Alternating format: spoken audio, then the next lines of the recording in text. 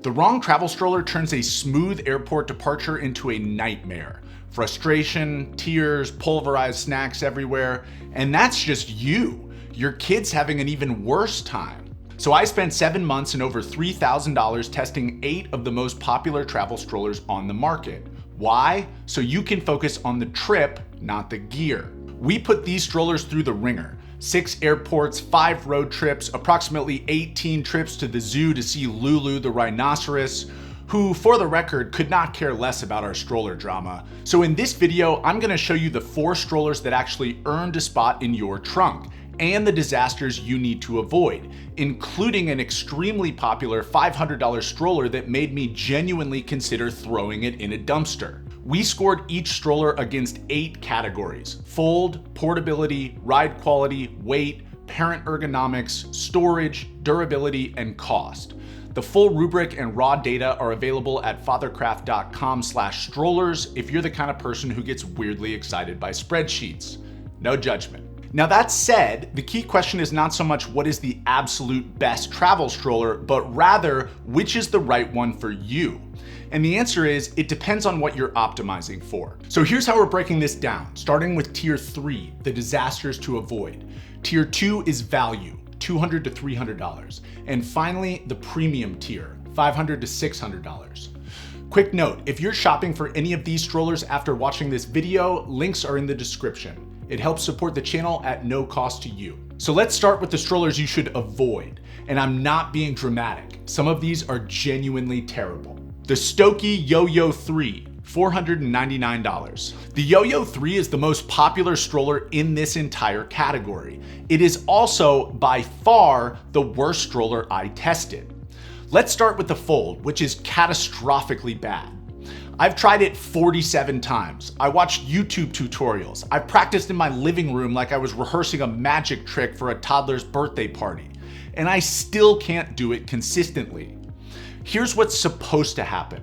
You press a button, fold the handlebars back, squat down on the ground, execute a 2-stage button push inconveniently located directly on the underside of the stroller, push it forward while lifting it up in the air, which supposedly swings it closed. Of the 47 times I've tried folding it, this has worked seamlessly approximately 0 times. And this is after you've assembled it, because yes, this $500 stroller arrives as a deconstructed 6-piece kit like you just found a killer deal from IKEA's bargain bin. I'm glossing over this part because none of us have time for me to fully unpack how terrible that experience was, and you're not my therapist. But it gets worse. The rear wheels are too close together, so the stroller tips on turns. I'm not talking about aggressive cornering. I'm talking about normal trying to navigate around a trash can. Your kid will learn physics through lived experience. The storage basket is nearly inaccessible thanks to the narrow frame. And for reasons I cannot fathom, the headrest is exposed when folded. So every time it falls over, the part where your baby's head goes is now resting on the airport bathroom floor. The only redeeming qualities: the shocks are decent, and when it's finally folded, after you've completed the ritual and made the appropriate sacrifices, it's slightly more vertically compact than its competitors. And the shoulder strap is nice. But none of that matters when using the stroller is just suffering. $499 for a product that makes you question your competence as a functioning adult? If you buy this stroller, I will come to your house and chew you out in person. The Bugaboo Butterfly 2, $599. The Butterfly 2 is the most expensive stroller in this test, coming in at $600, and it has some legitimately strong qualities: a smooth ride, excellent shocks, and a solid build. So what's the problem? The fold doesn't work. I don't mean it's bad, I mean it literally doesn't lock 8 out of 10 times. You fold it down, and instead of clicking into place like a functional piece of engineering, one half of it just flops open, like it's mocking you. So you end up needing your second hand to shove it into place while quietly cursing whoever signed off on this mechanism. For a $600 stroller, this is insane. And then, even when you do finally wrestle it closed, the fabric balloons outwards. The Joolz Aer 2 folds down to about 9 inches wide, tight, compact, and clean. The Butterfly 2, it bulges awkwardly like someone stuffed a down jacket into a suitcase and called it a day. For a travel stroller, a category defined entirely by portability, this is a disqualifying feature. Great ride, terrible travel stroller. Next, the Ergobaby Metro 3, $349. The Ergobaby Metro 3 feels like someone tried to clone a premium stroller, made it 30% bulkier, and forgot to fix any of the problems. It's too big, it's too heavy, the fold doesn't lock. If you pick it up upside down, one half literally falls open like it's given up on life.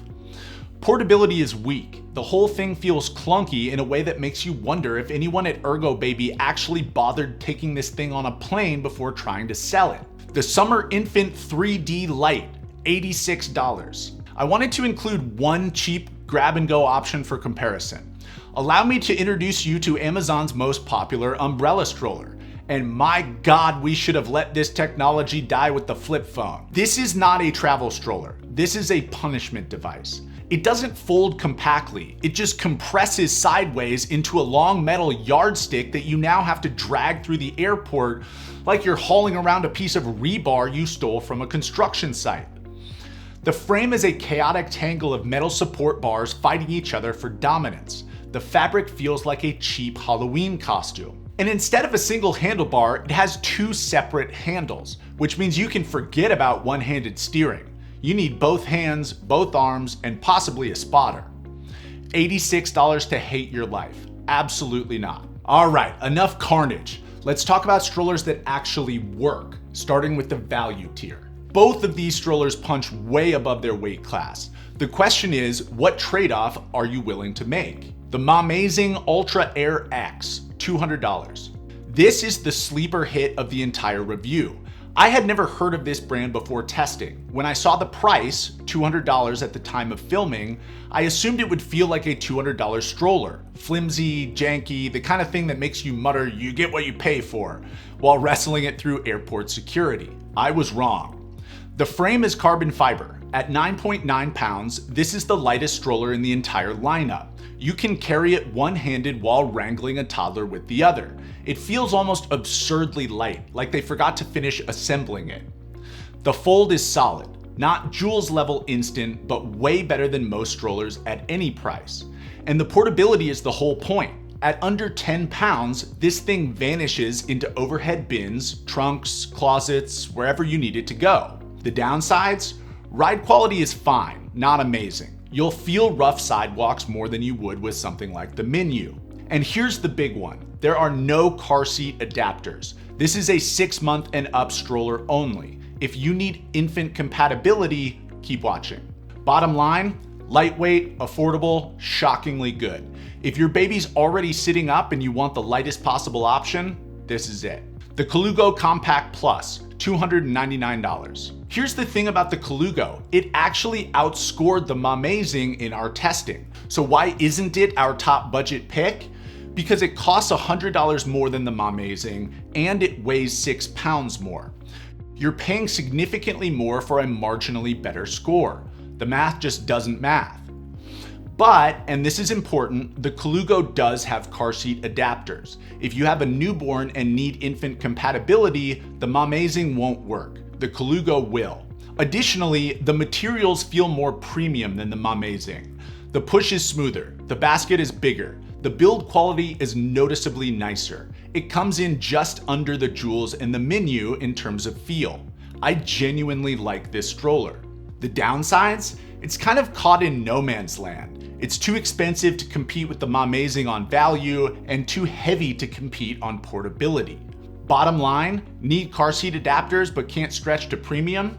This is your pick. All right, the premium tier. If you have $500 or so to spend on a travel stroller, you'd be nuts to choose anything other than one of these next two. Both are excellent. Both will serve you well for years.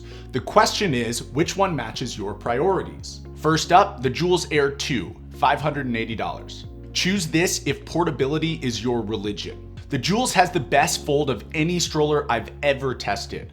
One-handed, instant, no wrestling with fabric, no interpretive dance with levers. I can collapse this thing in under 2 seconds while holding my son Hank. No joke, I made my wife time it. She loved that.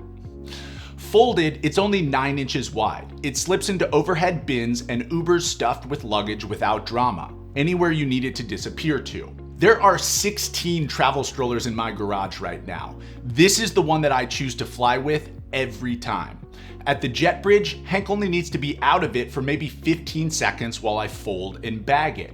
Otherwise, he stays strapped in and contained, which is exactly what you want when boarding a plane full of people who are absolutely judging you. The Air 2 is the upgraded version of the Air Plus, and they've made some improvements. Taller frame, larger wheels, a much bigger basket, an adjustable footrest, and a better harness. Not flashy upgrades, but functional ones. The downsides, the recline is annoying. It requires unzipping the back plus a side release buckle. And the angle isn't very deep, which isn't great for naps in the stroller. The basket, while improved, is still fairly small, especially compared to something like the Minu. And the brake is a single pedal design, which will haunt you if you live in sandals. Bottom line, frequent flyers, portability obsessives, this is your stroller. The Uppababy Minu V3, $499. The Minu V3 is not the lightest, it's not the most compact, but holy shit is it nice to push around. It is the Rolls Royce of travel strollers. The ride quality is excellent. The shocks are so good that rough sidewalks feel like freshly paved airport runways. This is the stroller I reach for when we're going to the farmer's market, the zoo, or anywhere we'll be walking for hours. It doesn't feel like you're fighting it. It feels like it's working with you.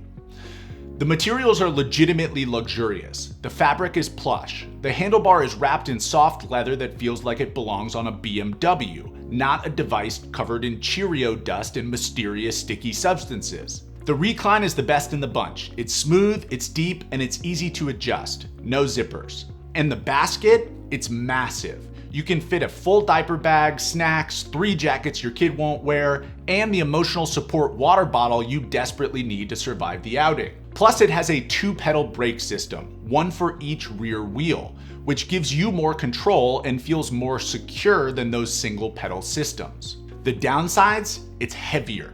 You feel those extra 3 pounds after hauling it through an airport while also carrying your kid, 3 bags, and the tattered remnants of your dignity.